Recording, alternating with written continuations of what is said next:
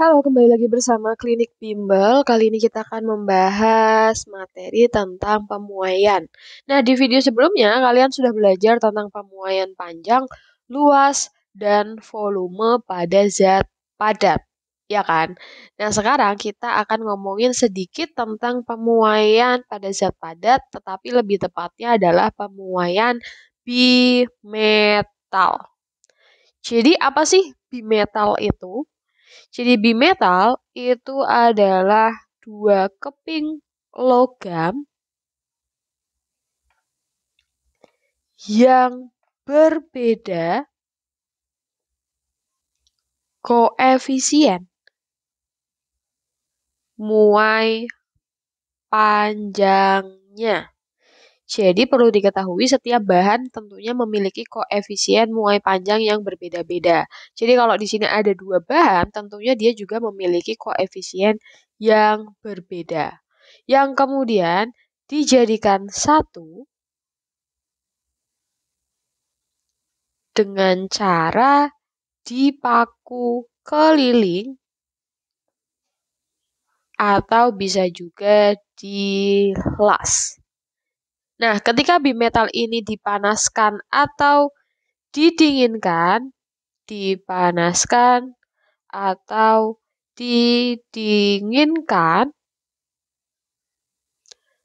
bimetalnya bisa melengkung karena perbedaan pemuaian atau penyusutan kedua logamnya.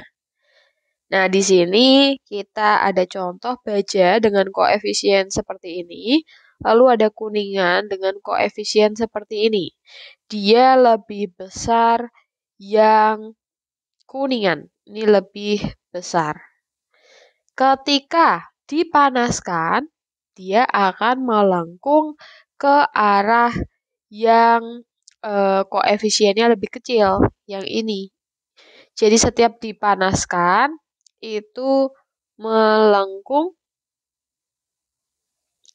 ke koefisien kecil, sedangkan kalau didinginkan, dia melengkung ke koefisien besar. Nah, selanjutnya kita akan belajar tentang pemuaian zat cair. Kita kasih teorinya dulu. Jadi, zat cair itu hanya mengalami pemuaian volume. Nanti kita bahas lebih lanjut. Jadi, dia hanya memiliki pemuaian volume. Kalau padat kan ada panjang, luas, sama volume. Tapi kalau zat cair hanya volume. Nah, volume zat cair itu akan bertambah ketika mengalami kenaikan suhu dan menyusut atau berkurang ketika penurunan suhu. Tapi ada keistimewaan untuk air. Jadi air itu dia akan menyusut jika suhunya sampai 4 derajat Celcius. Tapi kalau misalkan lebih didinginkan hingga 0 derajat Celcius, dia akan memuai, bukan menyusut lagi. Nah, peristiwa ini namanya apa? Anomali air. Ya, jadi ini suatu anomali aja. Nah, di sini adalah persamaan tentang pemuaian volume. Masih sama sebenarnya, ada delta V, pertambahan volume. Ada V adalah volume zat cair setelah dipanaskan. Lalu ada gamma, koefisiennya ini disebut gamma, koefisien muai volume zat cair. Delta T adalah perubahan suhu. Secara rumus masih sama ya. Kemudian di sini ada koefisien muai volume untuk beberapa zat cair yang bisa kita lihat. Ada alkohol, benzena, aseton, gliserin, raksa, terpentin, bensin, dan juga air. Ini adalah nilai gammanya masing-masing. Selanjutnya kita akan membahas tentang pemuaian pada zat gas. Zat gas itu juga akan mengalami pemuaian ketika terjadi kenaikan suhu. Jadi dia mengalami pemuaian ketika kenaikan suhu, kemudian dia juga akan mengalami penyusutan ketika terjadi penurunan suhu. Nah, kita memiliki persamaan nih.